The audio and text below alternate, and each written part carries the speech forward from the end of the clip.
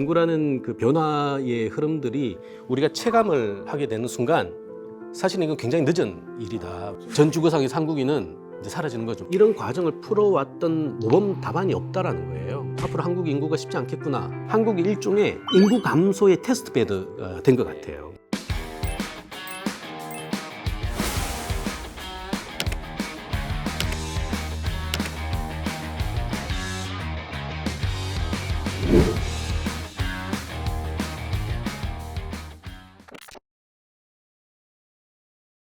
안녕하세요. 지식이 되고 돈이 되는 시간 부동산 클래스의 정재훈입니다. 자, 오늘은 인구 경제학자로 유명하신 분이시죠. 전영수 교수님을 모시고 대한민국이 직면한 문제, 지금 현재 인구 소멸이 경제에 미치는 영향과 그리고 생존 전략까지 알아보는 시간을 갖도록 하겠습니다. 아유, 귀한 시간 내주셔서 감사합니다. 반갑습니다. 네. 교수님 하면 뭐 인구 통계와 그리고 이제 세대 분석을 통한 세대 변화를 연구하는 이런 경제학자로 좀 알려져 있어요. 옛날에는 뭐 출산이라는 이런 용어를 많이 사용했다면 지금은 출생으로 좀 바뀐 추세더라고요. 이런 이유가 좀 있나요? 공식적으로는 사실은 출산율이라고 씁니다. 더 어렵게는 합계 특수 출산율이라는 단어를 쓰는데요.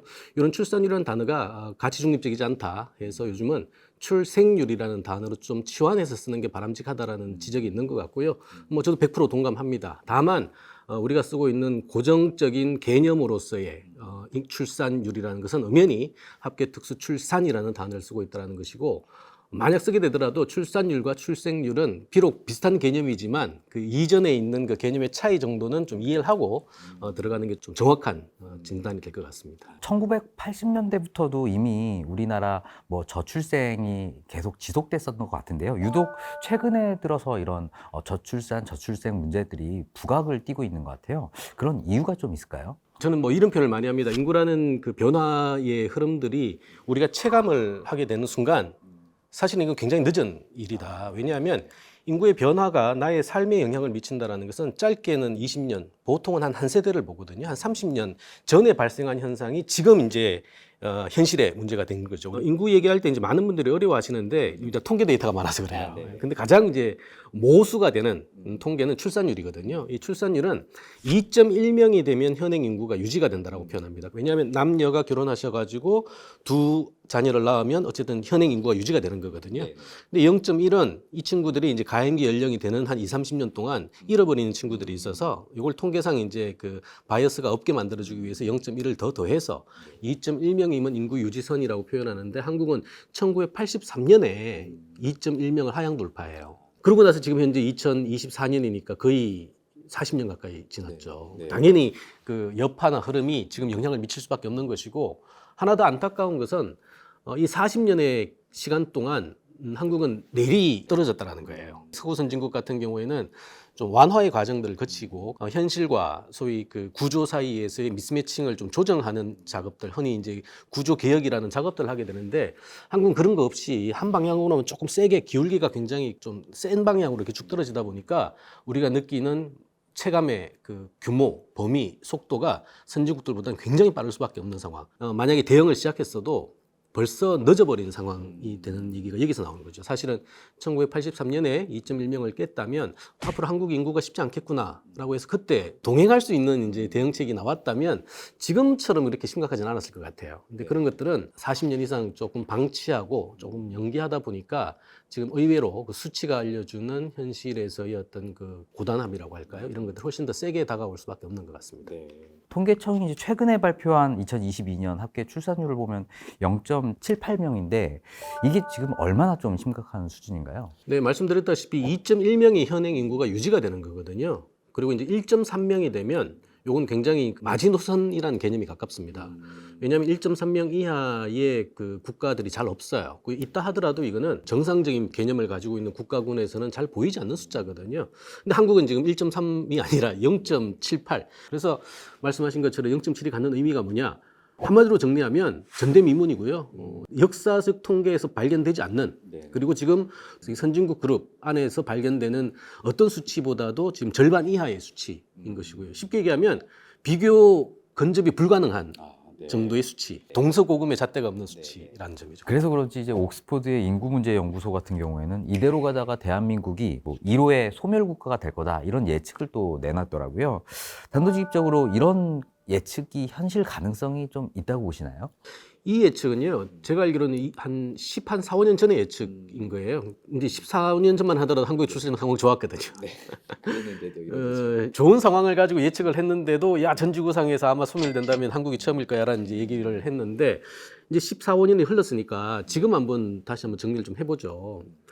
자, 그 경고가 이제 실현 가능성이 있느냐라는 이제 얘기가 가능할 것 같은데 그나마 낙관적이었다라는 게 최종적인 결론인 것 같아요.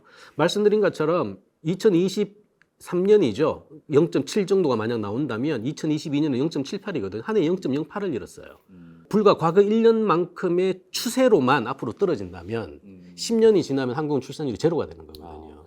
자, 뭐 한국인이 사라질 것이다라고 얘기했던 그 관점으로 돌린다면 아마 그 시점에 또 태어나는 사람이 있겠죠. 그 기대 여명까지 산다고 쳐도 한 84, 5세까지 더 해도 100년이 안에 전 지구상의 한국인은 이제 사라지는 거죠. 물론 우리가 많은 대응을 하면 또 낮아지겠죠. 하지만 요 기계적인 느낌으로의 추세만 놓고 본다면 굉장히 쉽지 않은 상황. 이거는 뭐 100년 단위가 아니라 아마 현 세대 안에 굉장히 심각한 수치에 달할 것이다라고 보는 거죠. 한국뿐만 아니고 유독 동아시아에서 이런 저출생 문제들이 조금 심각한 상황으로 지금 치부받고 있는데요. 이런 이유가 좀 있나요?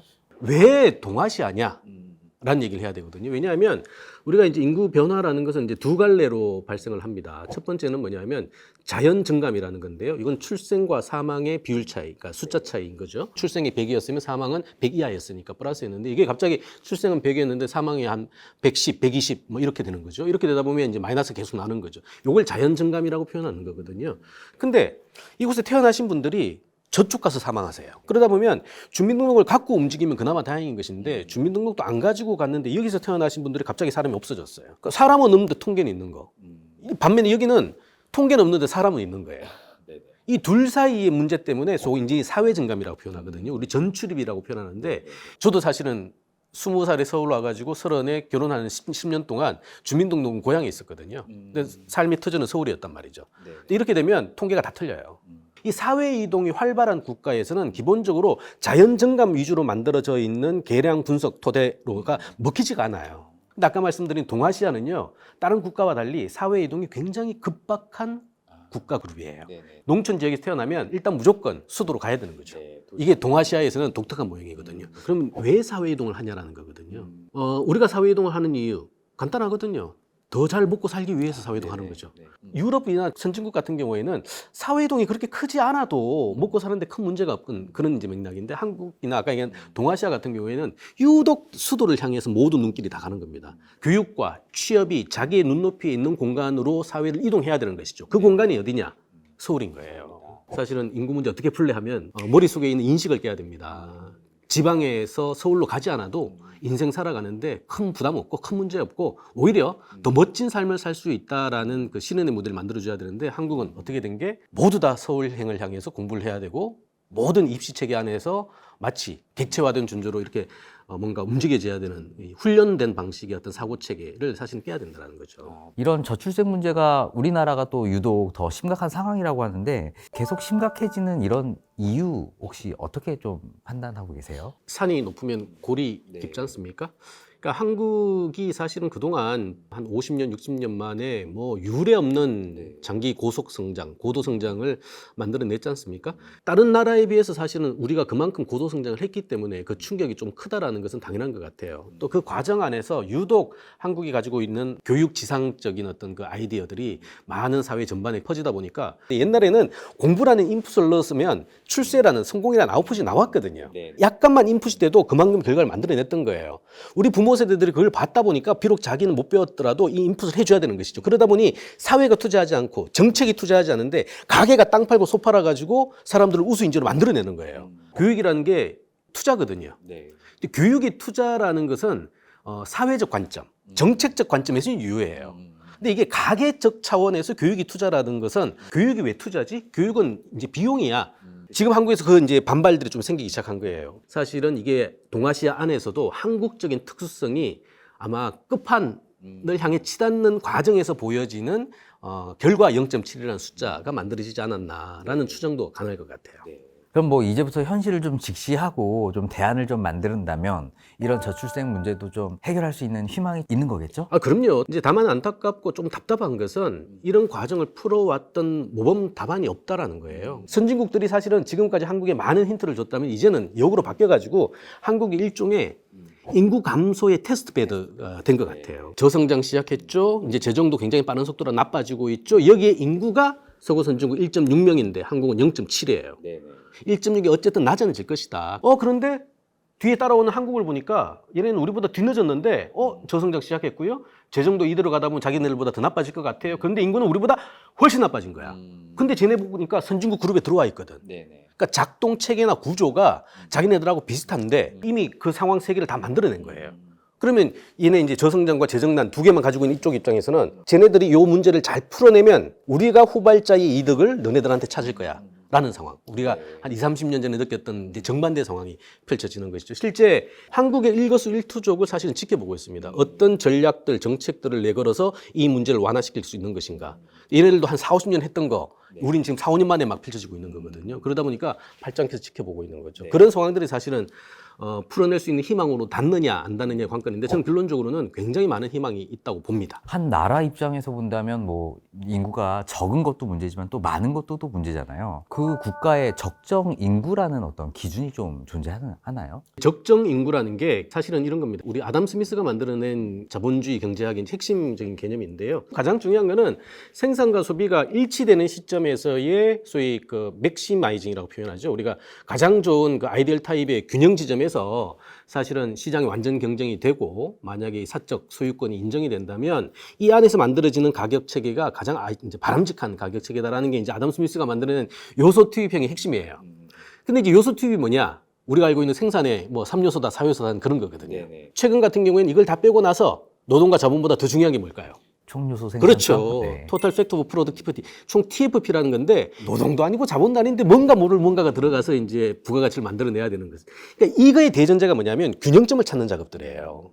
근데 이 균형이 과연 어디서 만들어지는가가 적정 인구론의 개념의 출발이거든요. 우리의 캐파 대비 이것을 생산하고 소비할 수 있는 적정 영내의 공급 체계가 얼마냐라는 게 적정 인구론이라는 것인데 이거는 뭐 많은 전제 조건을 넣어가지고 한국이 품어 안을 수 있는 가장 바람직한 타입의 적정 인구론이 얼마냐. 통상 보면 지금 현재 한 5천, 한 200만 정도 되니까요.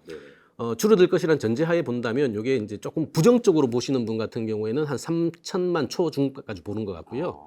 보통 보면 한 4천만 초 정도는 수렴이 되는 것 같아요. 근데 잘 생각해 볼 필요가 있는 것 같아요. 그게 이제 아까도 얘기했으나 요소 투입형 자본주의의 대전제로부터 만들어진 적정 인구론이거든요. 그렇다면 그 과거의 전제가 유효하냐라는 그 얘기를 또 다시 한번 해봐야 되는 거예요. 그렇다면 적정 인구론 개념 자체도 유효하지 않습니다. 그러면 작은 국가인데 잘 사는 국가들 있잖아. 북유럽 국가들 얘기 많이 하는데 이제 얘네들 생각하면은 적정 국가라는 개념이 또 완전히 달라지는 거예요. 왜냐하면 얘네들은 노동으로 보는 게 아니라 인재로 보거든요. 근데 요소 투입 핵인 자본주의는 한 단위가 한 단위인 거예요. 아담 스미스류의 사고 체계를 버리면 한 단위를 넣었는데 10단위가 나오는 거거든요. 이거에 대한 사고 체계 안에서는 적정 인구론이라는 것들도 사실은 무효할 수 있다라는 거고요. 새로운 재구성이 필요하다라는 거죠. 청년 3명 중 1명만 결혼할래. 절반은 자녀 필요 없다. 통계청이 발표한 청년의 의식 변화 조사에 따르면요. 결혼을 긍정적으로 생각하는 청년이 3명 중 1명밖에 없었고요. 그중 2명 중 1명이 결혼 후에 자녀를 가질 필요가 없다. 이렇게 생각하는 것으로 나타났는데요. 교수님께서는 이 청년들이 결혼을 기피하는 이유 무엇이라고 좀 이렇게 판단하시나요? 먹고 살기 힘들어졌고요. 똑똑해졌어요. 이 두 개가 맞물리면요. 최선의 의사결정 구조를 만들어냅니다. 가장 중요한 거는 먹고 살만하면 이게 나아요. 먹고 살만하지 않다는 얘기거든요. 두 번째는 이 빡빡함이 현재 이슈가 아니라 미래에까지 관통해서 연결시킬 수 있는 지적 능력이 있는 친구들이 지금 태어났다는 거예요. 고도성장 때 가장 좋았던 거는 미래의 편익을 위해서 현재의 고통을 감내하면 충분한 보상이 이루어졌었어요. 근데 요즘 젊은 MZ 세대한테는요. 미래가 없는 친구들이거든요. 설사 있다 하더라도 지금보다 낮은 미래예요. 그 낮은 미래를 위해서 현재의 고통을 감내해라? 당연히 이거는 뭐 결혼이라는 카드는 선택할 수가 없는 것이죠. 근데 우리 50대, 60대 우리 X세대 부모님들은 야, 니네 왜 결혼하지 않느라고 얘기하거든요. 경제학적 이론으로 봤을 때 이 결혼은요, 나이 환갑 넘어서 해야 돼요. 아니, 생각을 해보십시오. 20대, 30대에 축적 소득 하나도 없어요. 자산 소득 하나도 없고요. 근로 소득도 굉장히 낮은 단계인데 부양해야 될 가족을 꾸려라. 이거 굉장히 위험한 사고치기거든요. 그래서 제가 좀 사적으로 강조드리는 거는요. 인구 정책은 복지 정책이 아니에요. 이거는 경제 정책이어야 돼요. 안타깝게도 이건 추세적이고 구조적인 문제라 쉽지 않다라는 거고, 물론 그렇다고 뭐 정책 단위에서 이거를 잘 풀어주면 좋겠는데, 우리가 앞으로 걸어가야 될 구조는 인구가 없어요. 노동이 없고요. 줄어들고요. 노동이 줄어드는데 어떻게 근로소득이 늘어날 수 있겠습니까? 캐피탈도 줄어들 수밖에 없는 구조예요. 줄어드는데 구조는 만들어내야 되는 거예요. 이걸 어떻게 만들어낼 거냐는 건데, 아무리 고민한다라도 답이 만들어지긴 쉽지 않을 거예요. 중요한 건 그런 차원 안에서 더 똑똑해진 친구들의 느낌은 당연히 지금까지 대응책은 부족하다라고 판단을 했던 거고, 이 부족한 판단 안에서 나의 미래를 베팅하려고 하는 사람들은 없는 거죠. 개도국이나 저개발국에서 출산율이 높은 이유는 결혼을 통해 가지고 소위 이제 미래에 대한 불확실성을 줄이기 위한 과정인 거거든요. 한국은 선진국이에요, 이제. 그런 식의 과거 이제 개념 자체가 이제 통하지는 않는다라는 겁니다. 우리가 통상적으로 생각하면 그러면 좋은 일자리를 찾았고 둥지도 비교적 안정적으로 마련했다면 자녀를 가져야 되거든요. 이 친구들 자녀를 안 가진대요. 오히려. 그러니까 딩크적인 거죠. 이 뭐냐, 먹고 살만한데도 안 가진다는 거는 이건 문화적 현상이거든요. 그러니까 가치관 현상인 거예요. 그러니까 내 자녀에게 내가 번 소득을 배분해서 쓸 수 있는 너무나 상식적이고 본질적인 인류애를 가지고 있는 선배 세대의 그 아이디어가 지금 MZ 세대에게는 희박해지기 시작했다라는 거예요. 내 DNA를 지구에 남겨서 뭐 할 건데라는 거죠. 이게 사실은 경제적 현상이 아니라 문화적 현상, 가치관적 현상으로 연결이 된다면 어떤 장치를 쓰더라도 사실은 출산이 반등되는 효과는 기대하기 어렵다는 거예요. 지금 그 단계까지 접어든 거 아니냐. 만약에 방향이 정해지면 훨씬 더 빠른 속도와 범위와 깊이로 사회의 변화를 추동할 수도 있겠다라는 생각을 하는 겁니다. 결혼과 관련된 이런 기사들을 좀 많이 보다 보면요, 공통적으로 찾아지는 게 경제적 부담인데, 과연 이런 비싼 집값에 결혼을 할 수가 있느냐, 그리고 출산을 할 수가 있느냐, 이런 부분들이 많이 나뉘어져 있더라고요. 이런 문제는 또 어떻게 좀 판단하실까요? 그러니까 먹고 사는 문제의 핵심이 사실은 집과 월급비죠. 원래는 아마 월급이 가장 커야 되는데요. 한국은 독특하게 짧은 시간에 이제 부동산, 주거비에 대한 부담 비율이 높아지면서 젊은 친구들의 일이 체감하는 가장 큰 아마 항목이 아마 주거비가 된 것 같아요. 가뜩이나 이제 저성장이라서 일자리는 줄어들 것이고요. 특히나 이제 아까 얘기한 노동이 줄어들 것이라는 선행적인 지표가 나오다 보니까 기업이나 시장 파트에서는 이미 고용을 줄이는 방식으로서의 성장 구도를 이제 이미 재편을 하고 있고요. 그런 상황에서 일자리의 재편도 심화될 수밖에 없어요. 결국 청년이 줄어들면 일자리가 똑같아진다만 하더라도 골라갈 수 있는 상황이 생기는 건데, 청년이 줄어드는 속도보다 일자리가 더 빨리 줄어들면 이거는 경쟁은 더 심해질 수밖에 없는 것이죠. 지금의 일본하고 정반대의 모습이 아마 벌어질 수도 있을 텐데, 그런 것들이 아마 가장 극단적으로 나타나는 게 저는 주거 현장이라고 봅니다. 그러니까 서울 인구가 줄어든 이유도 여기서 찾을 수가 있어요. 소위 본인의 소득 수준은 그대로이거나 늘어나도 약간 늘어나는데 지출해야 될 물가의 수준은 굉장히 빠른 속도로 뛰게 되면 이 격차가 사실 스태그라는 거지 않습니까? 그러니까 스태그플레이션이 발생을 하면 자산 소득이 있는 사람들은 그나마 그 인내 효과가 있어요. 버텨낼 수가 있는데 축적 자산이 없는 친구들, 그나마 근로소득 가지고 의사소 결정을 해야 되는 친구들은 그걸 못 버텨냅니다. 특히 얘기하면 2천만 원, 3천만 원 뜯다고 연봉이 뛰었다고 막 좋아하는데 연말에 집주인이 야 전세 1억 올려줘 뭐 이러면 그거 어떻게 버티겠습니까? 그게 1천만 인구가 지금 930만까지 줄어든 이유인 거거든요. 그 공간 안에서 20대, 30대들이 결혼하라고 지금 얘기를 하는 거거든요. 똑똑해진 친구들 하겠냐고요. 안 하죠. 그래서 결국은 그 핵심일 수 있는 주거비와 관련돼 있는 부담을 어떻게 완화시켜 줄 수 있는 것인가에 대해서 발상의 전환이 필요해요. 지금 뭐 우리 출산 정책 나오는 거 보면 출산의 의지가 있는 사람들한테는 굉장히 도움이 돼요. 근데 출산의 의지가 아니라 출산 이전까지도 가지 않은, 그러니까 결혼 이전에 있는 사람들하고는 아무 상관이 없는 얘기를 하고 있는 거거든요. 그 전 단계에 있는 친구들이 이렇게 자연스럽게 넘어가야지 이렇게 가족 분화가 발생을 하는데, 이미 들어간 친구들에게만 집중되는 방식들이다 보니까 들어가지 않은 대부분의 친구들에게, 그러니까 서울에 올라왔는데 월급도 변변찮고 집은 뭐 하물며 생각도 못하는 이 사람들에게는 사실은 더 이상 통하지 않는 정책이라는 거죠. 여기가 이렇게 넘어가야 되거든요. 넘어가도록 할 수 있는 조금 미세적이고 조금 친절한 그리고 당사자들이 그 체감할 수 있는 정책들이 좀 필요하다라는 거죠. 우리나라보다 뭐 합계 출산율이 2배나 높은 프랑스 같은 경우에는 출산휴가 10주에서 6개월로 이제 늘리는 파격적인 대책도 또 내놓고 있고요.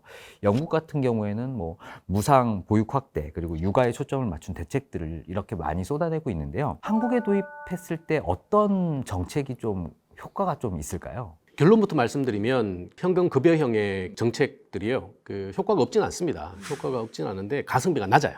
이게 일단 이제 최종 결론일 것 같고요. 그리고 이제 이런 얘기를 할 때 그 다른 국가군을 이제 가지고 와서 국제 비교를 많이 하는데요. 국제 비교를 할 때 가장 조심해야 될 거는 결과가 비슷하다고 이 효과도 똑같을 거라고 생각을 하면 곤란하다라는 것이죠. 왜냐하면 결과를 만들어내는 이 서브 스트럭처, 하위에 있는 굉장히 많은 사회 구조들이 다 다르거든요. 이 다 다른 거는 방치하고 이걸 넣었을 때 이런 결과 나왔으니까 나올 거야라고 이게 다 다르거든요. 그렇게 한다 하더라도 참고 자료일 뿐이지 이게 만들어냈으니까 우리도 갈 거야라고 하는 거는 좀 말이 안 된다고 보는 거예요. 그 이유가 뭐냐면 우리가 이제 출산 정책을 쓰는 거는요, 가장 쓰기 편한 정책이라서 그래요. 예산 정책은 한 해 다 끝내야 됩니다. 그러니까 상반기에 기획하고 하반기에 집행하고 끝내야 돼요. 그런데 예를 들어 이 청년, MZ 청년의 이 생애 전체에 걸쳐 있는 그 미래와 관련된 이슈를 쓰겠다? 그러면 지금 돈 쓴 거가 5년 후, 10년 후에 어떤 결과 나오는 것까지 우리가 그 설계를 해서 넣어야 되거든요. 이게 가능하냐? 우리의 예산 구조는 불가능해요. 그러니까 한 해 낸 거 한 해 끝내야 되거든요. 그러다 보니까 가장 좋은 방식은 다 모아가지고 돈 툭 주고 끝내는 게 가장 좋아요. 이게 이제 행정 편의적인 발상이고 옛날에는 굉장히 유효했어요. 근데 지금은 조금 정근대적인 방식이 아닌가라는 생각이 드는 거고요. 제가 이제 인구 정책은 복지 정책이 아니라 경제 정책일 필요가 있다라고 말씀드린 이유는 뭐냐면 결국 생애 전체에 걸쳐 있는 먹고 사는 문제와 직결될 수밖에 없습니다. 근데 이걸 우리가 쉽게 얘기하면 복지라는 단어를 써요. 그러니까 복지가 어렵다 얘기를 많이 하시는데 사실 간단합니다. 먹고 사는 문제예요. 그래서 우리가 최고의 복지가 뭐냐? 일자리라고 표현하는 거죠. 일자리가 있으면요, 복지 필요 없습니다. 자기가 자기 돈 벌어가지고요, 자기가 필요한 복지 사면 되는 거예요. 그러니까 돈 적게 걷어들일게. 네가 필요한 복지 시장에서 다 사. 이게 이제 미국형이에요. 그러다 보니까 세금을 적게 걷어요. 그러니까 조세 부담률이 낮죠, 그들 국가는. 반대 국가가 우리가 알고 있는 저기 스칸디나비아 같은 그 북유럽 모델. 여기는 뭐냐면 세금 무지하게 높게 걷어들입니다. 대신 네가 생애 전체 필요한 거는 정책에서 다 풀어줄게라는 거거든요. 자, 근데 한국은 뭐냐라는 거거든요. 한국은 기업 복지예요. 최고의 복지가 일자리인데 일자리와 관련된 건 기업이 하는 일이잖아요. 원래는 그 안에서 사각지대가 생기면 정부가 해줘야 되는 것인데, 근데 정부 입장에서 그런 거죠. 복지 굉장히 필요하지. 필요한 거는 일단 기업 니네가 좀 책임져줘. 일자리를 많이 고용하면 그 일단 들어간 친구들은 월급이라는 체계 안에서 구매력들이 만들어지는 거고요. 나머지 최소한의 문제만 정부가 좀 책임지는 방식으로 간 거죠. 북유럽하고는 좀 다른 케이스죠. 요게 이제 자녀 복지형, 시장 복지형에서 미국형이랑 좀 가까운 거예요. 자, 문제는 이렇게 해서 하다 보니까 사실은 기업들이 조금 답답한 부분이에요. 직원들한테 챙겨줄 게 굉장히 많아요. 딴 나라에서는 그런 거 잘 없거든요. 왜냐하면 이건 정부가 해야 될 건 정부가 하는 건데 한국은 정부가 해야 될 복지의 역할을 기업에 의탁시켰고 의탁을 받아준 기업이 얼마나 고마워요. 그러다 보니까 나쁜 의미로는 정경유착, 좋은 의미로는 시장 활로 타개 뭐 이런 걸 해가지고 정책금리다, 정책자원이다 해가지고 가게에 빌려줄 때는 금리 20% 빌려주는데 이 재벌한테 빌려줄 때는 1%, 2% 빌려주는 그런 차등화된 자원 배분의 정당성이 발휘가 되는 거거든요.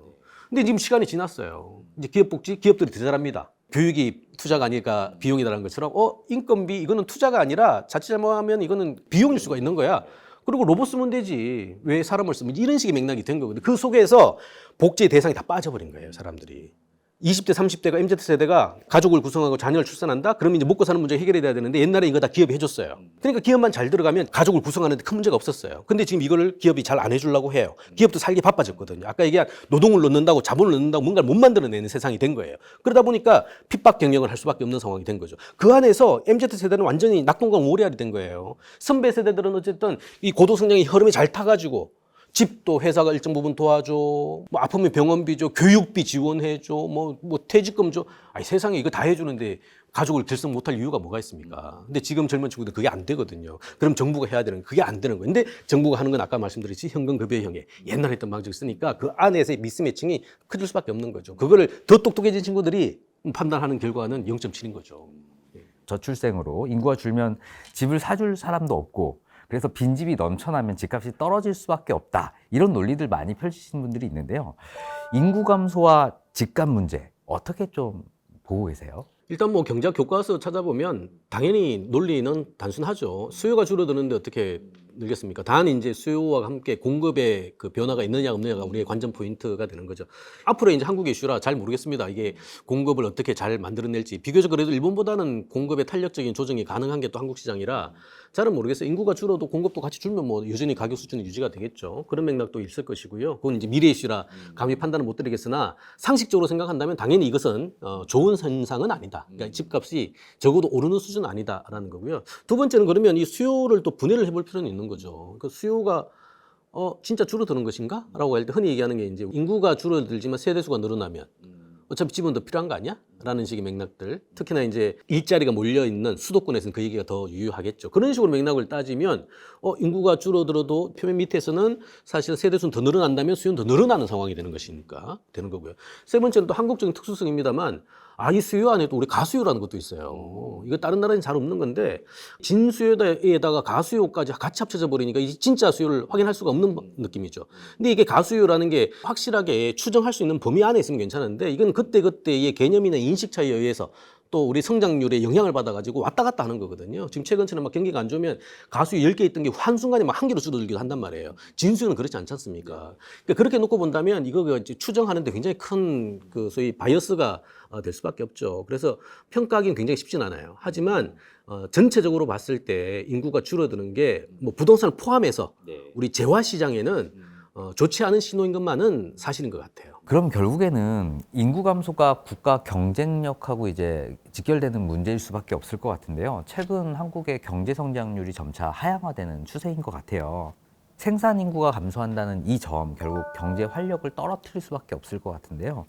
이런 부분 좀 어떻게 좀 판단하고 계실까요? 경제 활력을 저하하는 많은 변수들이 있죠. 이제 말씀드린 노동과 관련된 인구가 굉장히 중요할 수밖에 없습니다. 근데 결과부터 말씀드리면 지금 나라 밖에도 인구 감소 때문에 난리다라는 말씀을 일단 하나 드리고 싶고요. 5개 대륙 중에서 2.1명 이상의 인구 유지가 나오고 있는 대륙은 아프리카밖에 없습니다. 다른 나라 다 줄고 있어요. GDP 대비 제조업 비중이 거의 30%에 육박하는 한국은 나라 밖에서의 제조업 발주가 수요가 줄어들면 바로 직결탄을 받을 수밖에 없는 구조. 결국 옛날처럼 제조 수출 대기업으로 먹고 사는 수출 주도형의 모형 자체가 기능 부전에 빠질 확률이 높다라는 거고요. 자, 그렇다면 이제 믿을 수 있는 건 내수밖에 없는데 내수는 한국은 굉장히 적죠. 전체 GDP에서 한 45% 뭐 이 정도밖에 안 나오는 국가니까요. 참고로 일본 같은 경우에 내수가 85%, 90%입니다. 자, 생산 가능 인구 15세부터 64세 인구가 줄어드니까 생산과 관련된 이슈를 많이 생각하거든요. 이거는 이제 생산의 파트인 거고요. 두 번째는 소비의 파트도 있겠죠. 소비 시장의 즉 내수 시장의 전체 파이가 앞으로 2라운드에서는 본격적으로 줄어들 거예요. 이게 만약에 제대로 연결되면 굉장히 쉽지 않은 소위 불황의 터널에 진입할 수도 있겠다는 것이죠. 지금은 현재 생산 인구 5명이 노인 1명을 좀 부양하고 있는 형국인데요. 50년 뒤에는 한 명을 또 부양하는 이런 구조가 될 거다라고 이런 이야기가 좀 있는데요. 이런 구조로 가는 건 어느 정도의 부담으로 이렇게 이해하면 될까요? 이렇게 이해하시면 간단한 것 같아요. 우리가 생산 인구라는 개념을 버리면 됩니다. 쉽게 얘기해서 요소 투입형의 자본주의 모형을 버리면 돼요. 우리는 생산 가능 인구가 있고 경제 활동 인구가 있어요. 이 둘 차이가 굉장히 큰 차이가 있습니다. 생산 가능 인구는 15세부터 64세 인구를 얘기하고요. 그 안에서 실제 경제 활동을 하는 사람들을 우리가 경제 활동 인구라고 표현하죠. 자, 한국은 생산 가능 인구가 100이면요. 경제 활동 인구가 60 정도밖에 안 나와요. 그러니까 40이 뭐냐면 15세부터 64세 구간에 있는데 경제 활동 인구가 아니에요. 이걸 이제 비경활 인구라고 표현합니다. 작년 기준으로 우리 베이비 부모의 상징이죠. 58년 개띠들이 지하철을 공짜로 타기 시작했습니다.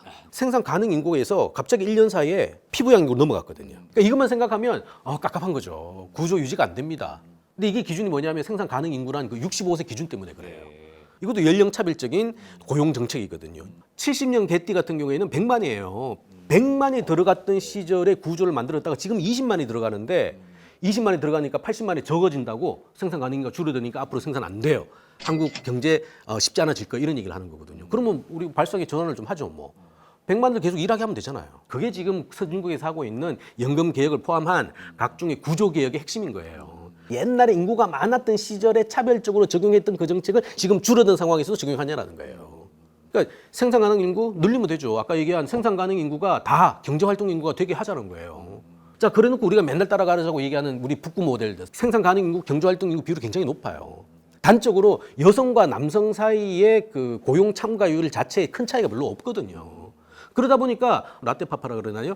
아기를 기르는 게 엄마의 일이 아니라 아빠의 일이기도 하고 일하는 게 또 엄마의 역할이기도 하고 이런 자연스러운 이 성중립적인 연령 중립적인 방식으로서의 고용 제도가 만들어지는데 그래서 이게 사실은 복지 정책이 아니라 경제 정책인 게 상당수가 정책의 차원이 아니라 기업 복지의 원료를 가지고 있는 한국에서는 고용 형태, 일하는 형태와 직결된 거거든요. 이건 그래서 기업이 적극적으로 참여를 해줘야 되는 거예요. 그래서 생산 가능 인구의 개념을 바꾸려면 기업이 고용과 관련돼 있는 성중립적이고 연령 중립적인 방식으로서의 제도를 통해서 시대 변화에 맞게끔 과거의 구제도는 뉴노멀로 바꿔줘야 된다.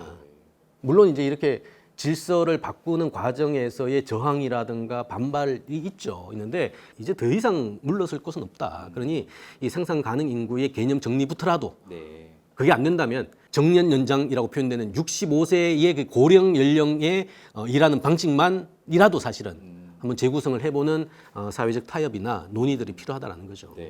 MZ 세대들이 이제 나이가 좀 들면 결국에는 연금을 받을 수 있을지에 대한 좀 불안감이 좀 크다고 해요. 그래서 저출생으로 인해서 복지의 불평등도 정부가 좀 해결해야 될 과제가 아닐까 이렇게 생각이 드는데요.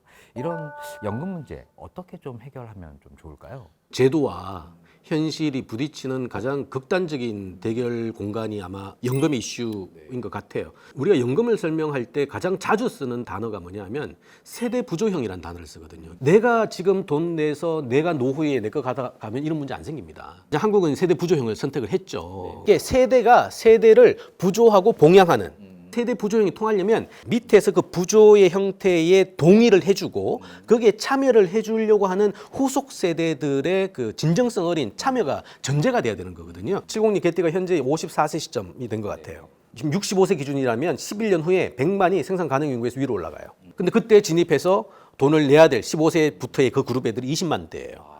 유지가 안 되죠. 이거 유지하는 방식은 딱 두 가지밖에 없습니다. 첫 번째는 100만이 받아가야 될 몫을 옛날에 10만이 받아갔던 몫하고 똑같이 나누면 돼요. 10분의 1로 줄여야 되겠죠. 그 다음에 100만이 냈던 거를 20만이 다 내야 됩니다. 그러면 곱하기 5를 내면 돼요. 연금개혁의 핵심은요, 더 내고 덜 받는 구조밖에 없어요.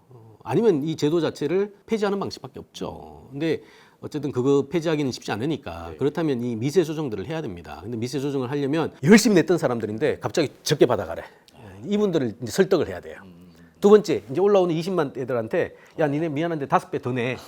라고 해야 되는 거예요. 그래서 사실은 충격을 완화하는 과정들을 길게 가지면서 조금 연착륙의 과정들을 거쳐야 되는데 그게 이제 한국에서는 좀 없어서 경착륙에다가 균열이 벌어지고 있는 것이죠.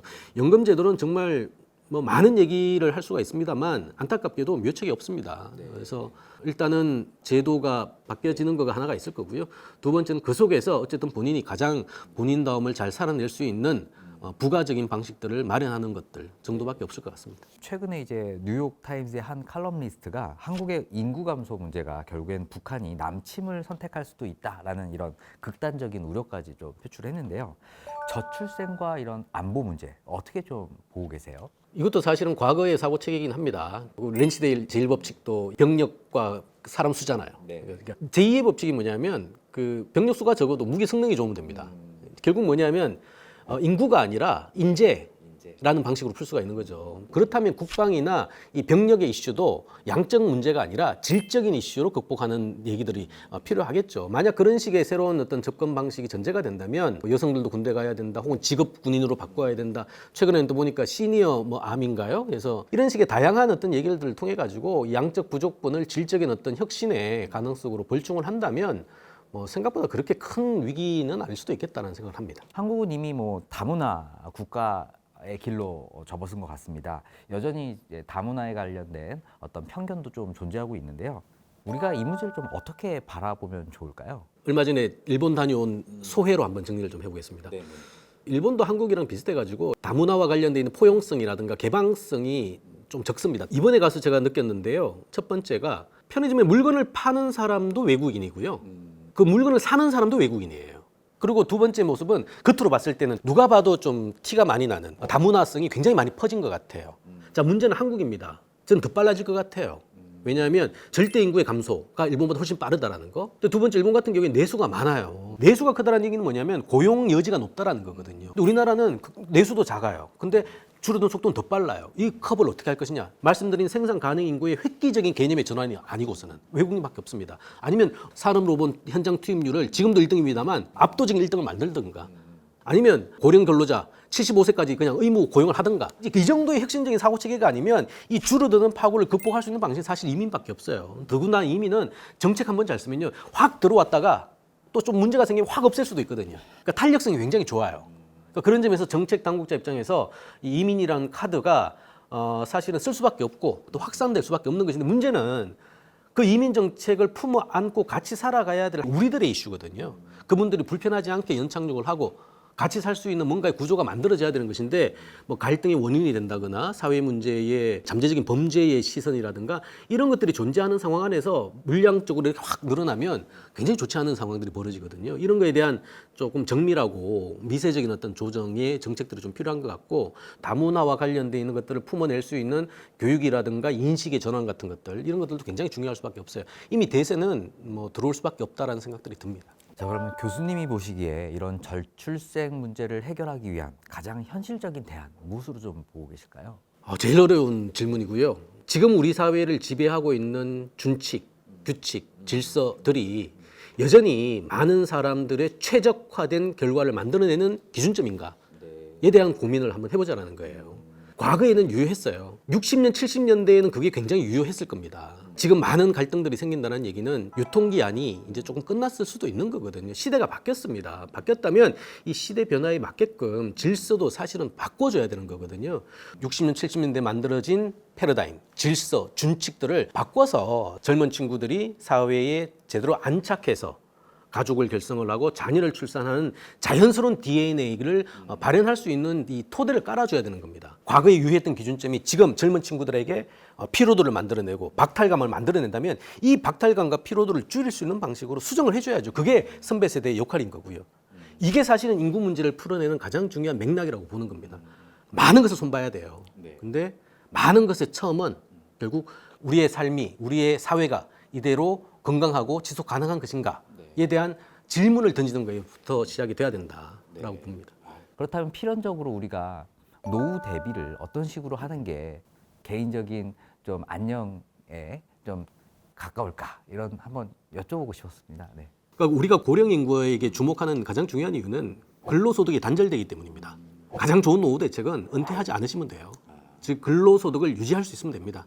플로어가 들어오는데 굳이 스톡을 더 쌓으려고 하는 필요도 없는 거죠. 그래서 사실은 65세라는 기준을 좀 재구성을 해줘야 되는 겁니다. 이것만 재구성을 해도요, 한국 사회 입장에서는 부양 부담이 굉장히 줄어요. 두 번째는 그럼에도 불구하고 이제 근로소득이 단절되는 날이 오겠죠. 그때는 이제 스톡을 가지고 움직여야 될 거예요. 그렇다면 이 스톡과 관련돼 있는 활용성을 높이는 제도의 변화들이 또 전제가 돼야 됩니다. 근로소득을 보완하는 자산소득의 탄력적인 운용이 가능하게끔 해줘야 되는 거고요. 근로소득, 자산소득 혹은 우리 공적 이전이죠.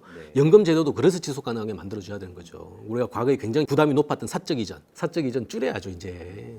중요한 건 돈줄의 다양화예요. 그 돈줄의 다양화를 위한 방식으로 자기가 선택하고 자기의 다양성을 발휘하고 본인다움을 실현할 수 있는 중요한 그 어떤 수단이 될 수도 있는 거거든요. 그런 차원에서 아마 노후 소득이라는 것들을 아마 재구성조차 해보시면 그게 그렇게 답답하지만 않을 것이다 라는 생각들을 합니다. 자, 오늘은 인구 경제학자 정영수 교수님을 모시고 인구 소멸 문제부터 생존 전략까지 알아보는 시간 가졌습니다. 오늘 영상이 좋으셨다면 구독, 좋아요, 알림 설정 부탁드리고요. 지식이 되고 돈이 되는 부동산 클래스는 다음 영상에서 찾아뵙도록 하겠습니다. 감사합니다.